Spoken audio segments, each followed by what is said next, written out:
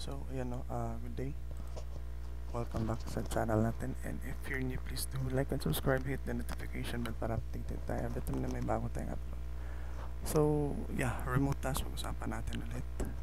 At luckily, meron na akong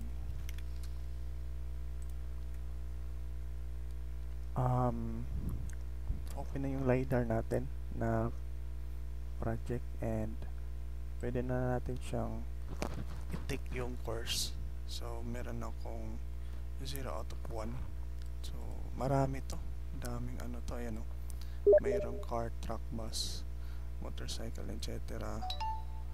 And ito yung tsura ng LiDAR, no? So, yan yung tsura niya. And, I'm planning to take the course ng LiDAR.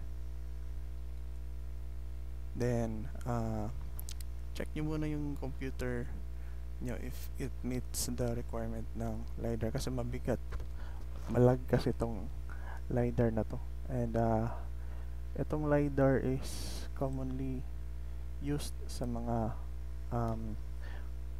car, automated car na self-driven cars, no, na unmanned, meaning AI na yung nagda-drive ng kotse, and yung gumagawa sa AI na yun is itong si isa na si remote task, no.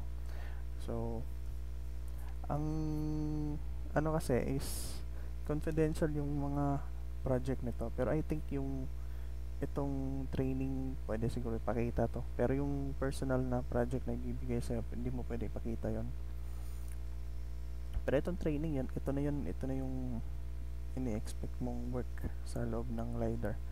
So dito mo matatry yung difficulty, no. And ito yung tsura niya eh, medyo mahirap talaga to kasi it is a project na ini-install sa mga kotse. Like for example, yung pinaka alam kong innovated ngayon, Innova, na pinakamagandang example, Tesla. So si Tesla, self-driven na yan, hindi siya yung tipong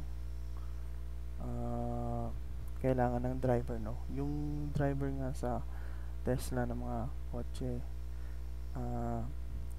sa commercial natutulog yung yung driver, tumatakbo yung kotse. So yung kotse, na-identify niya yung mga obstacle na nasa harap niya, no. So yun yung ginagawa ng LiDAR.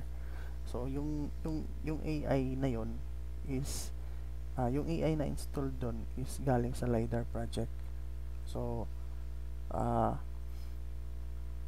yeah, yun yung purpose. So medyo malaki din yung nito, bigayan na dito sa LiDAR, pero mahirap ipasa and mahirap i-approve yung project nila, no. So pag na-submit mo yung work mo,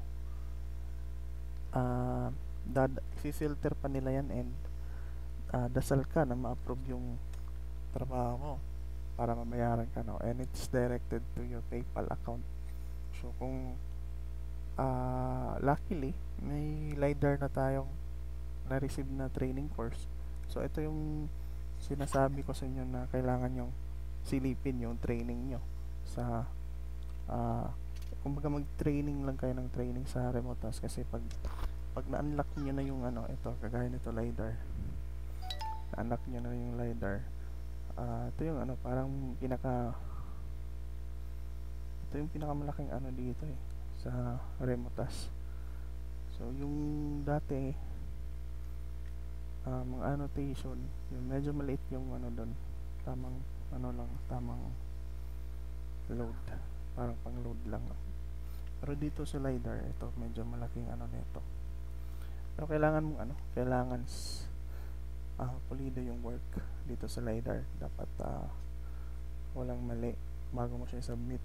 And ito try ko na yung training course, so pwede ko na siyang i-start, pero siguro siguro bukas, not now. Hope na hindi siya mawala, no, kasi gusto ko siyang i-try para, pero siguro baka balikan ko na lang bukas. Sanang mawala to. Ayun, no. kumbaga selected ka, invited ka na sa project na to eh. So only few are chosen sa mga project na ganito.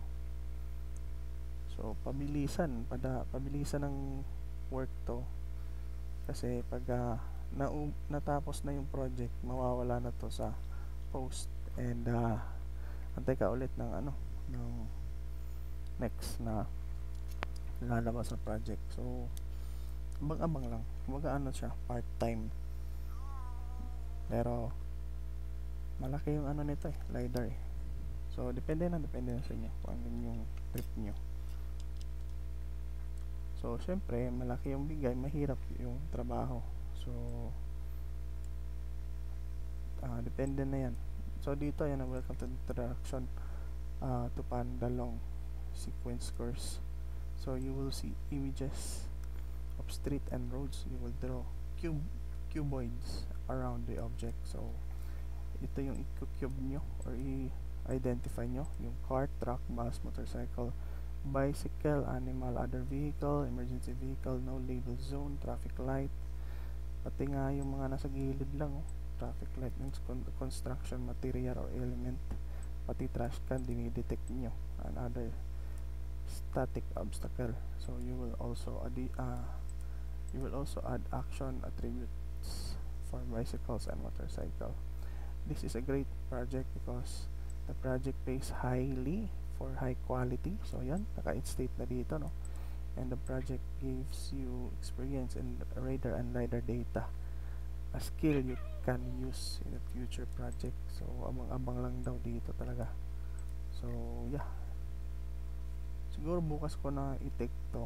Sana hindi siya mawala, at sana ma-record ko yung progress ng training dito sa LiDAR. So yan lang muna, peace out and chill.